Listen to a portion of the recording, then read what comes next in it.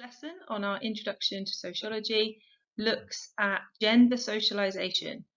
So that's your title, and your objective for today is to be able to explain the difference between sex and gender and explain how we learn our gender identity. So we're building on the last couple of lessons looking at primary and secondary socialization and looking specifically at how people learn their gender identity. So the first thing you need to know is that sex and gender, two terms often used interchangeably, for sociologists actually mean different things. So it's quite straightforward and quite simple. Your sex is your biological characteristics. So whether biologically you are male and female, literally what physical biological bits you've got. Your gender is how you identify. Do you identify as masculine or feminine? Would you consider yourself, and how do you see yourself, as a boy or a girl? So your gender is purely what we would call a social construction, but your sex is biological. Please can you pause and make sure you've got a note of those concepts down. So I just mentioned that your gender is a social construction. What does that actually mean? Well, what it means is that your gender is made up of your norms and values, not your biological features. So you might have heard of some parents who've chosen to raise their children in a non-gender binary way or in a non-gender specific way. And what that means is that they're not letting their biology dictate the things that child, that person is interested in, and they're trying to make sure that the norms and values, the expected ways of behaving, are not based on a particular idea of masculinity or femininity. So the way that you perform, and you'll see that's there in inverted commas, because I might argue that it's not a choice that you make, more something that happens to you through your socialization, depends on the norms and values that you are taught. In different cultures, either around the world or if we go back in time, what it means to be a man or a woman will change and will be very, very different.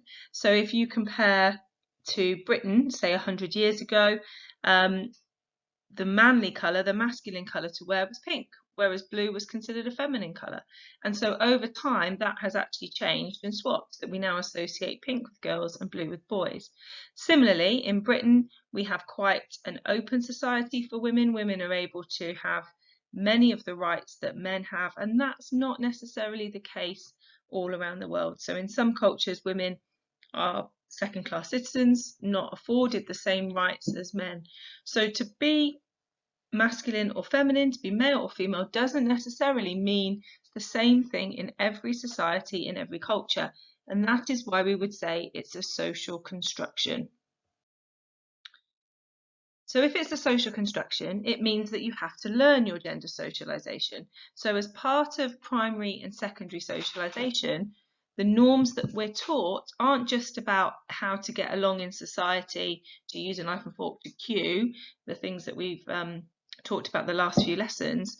We're also taught what's expected of us as males and females, as to be masculine and to be feminine.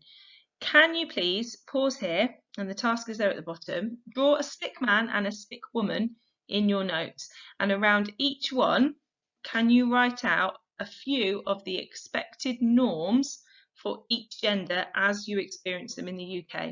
So what that means is what's expected of women, what's expected of men. It might be their interests, their likes, their dislikes, it might be what they wear, any of those kind of factors. So pause here and complete that task.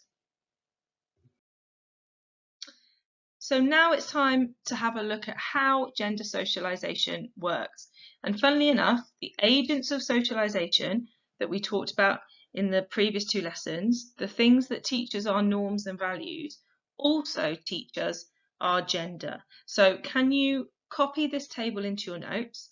And as we go through the 4 next slides, can you just jot down a few bullet points in each box of how that agent of socialization socializes us into our gender norms. So first up is the family. Boys and girls are treated differently from birth in terms of the toys that they're given, the clothes that they wear, the activities that they take part in and are encouraged to take part in, and the language used towards them. So girls are often called beautiful or pretty, whereas boys are more powerful and strong and big clever boy and things like that, whereas girls are often talked about in more passive terms. Girls are more likely to be dressed in pink and given dolls. Boys are dressed in blue and given construction kits. And the argument is, sociologists have said, that it teaches boys and girls what's expected of them. What jobs are they supposed to have when they're older? What roles are they supposed to perform in the family? So giving children different toys is called canalization. And you might, if you go to any sort of toy superstore, Smith's or something like that, there's a picture up there at the top. You can see, you can tell where the girls' toys are and the boys' toys are, because the girls' aisle is pink and the boys' aisle is blue. And it's sort of puts a lot of pressure on children to only choose the toys that are appropriate for their gender, even if that's not necessarily what they're interested in. So for example, girls can't just play with Lego. Girls have to have the princess Lego or the friends Lego. They can't just play with cars and planes and fire engines like the boys can.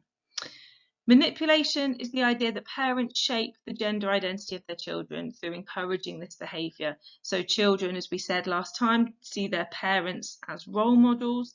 They follow what their parents are doing, and therefore parents shape that behaviour. I've posted on Show My Homework a link to a Twitter feed, which is a lady who took a trip around Primark and compared the clothes and the slogans and the ways that those clothes were marketed towards boys and girls. If you've got a minute, I'd just go and have a look at some of those pictures, because it puts into action exactly what we've been talking about. Schools are another agent of socialisation that shapes your gender.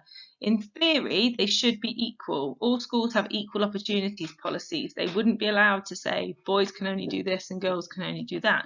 They can't treat boys and girls differently. But sociologists believe that schools pass on hidden messages to boys and girls about what's acceptable and what isn't. So if you have a look at textbooks, I don't know if you've got any textbooks at home, you might want to have a look and see if there are any stereotypical roles. Are the women always shown in the kitchen or in the home? Is the man always the one going out to earn the money with the, the powerful, high-powered job? Sociologists believe boys often dominate space. So boys at break time will go and play football. They take up huge chunks of the playground, whereas girls are sort of pushed to the outskirts to stand around and chat. It's not seen as something that girls should do, as running around and being much more active. And sociologists believe that's because of the way that boys and girls are socialised and told what's acceptable for them. You might also think back to the last few months when you guys have chosen your options for GCSEs, that sometimes there is a sense of boys subjects and girls subjects, and we'll have a look at that in more detail when we do the topic of education later on in the year. The media is a huge one, and it shapes our ideas of how boys and girls should act or speak or dress. Celebrities are role models. They pass on, aspirational lifestyles that we should be living up to. I think Instagram is possibly the worst for that. And visibility is a really important part of the media and how it shapes our gender. If we only see one gender doing a particular activity, so for example, if we only see men playing sport on TV, it's quite easy for children to grow up believing that only men do sport. If we only see women on TV looking after children, we associate that activity, that looking after children, is a woman's job. And scarily enough, this begins when children are very young. Children, even toddlers, start to pick up on what's expected of boys and girls. There's been a lot of campaigning to remove stereotypical images and ideas from the media generally, but especially that aimed at children. So if you compare media items from 10 years ago, 20 years ago, 30 years ago, you might find that some of the stereotypes are actually quite shocking.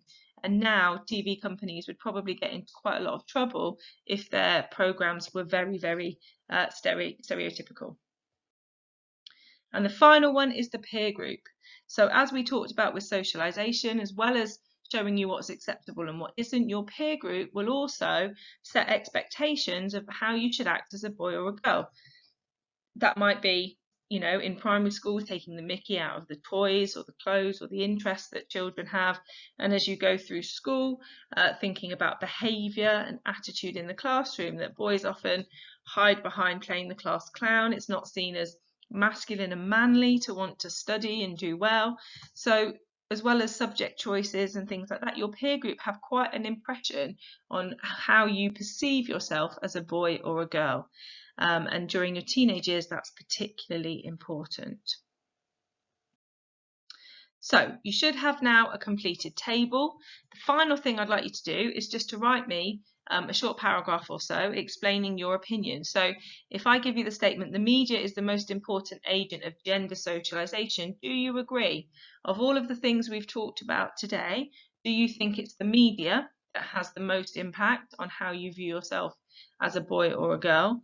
Or is it one of the other ones? Explain your view and then tell me why someone might disagree with you. And then a challenge. So for those of you who want some extra work and want to push yourselves a little bit further, I want you to watch a children's TV show, anything at all, Peppa Pig, Paw Patrol, all the way up something maybe aimed at older children, teenagers. I really, really don't mind.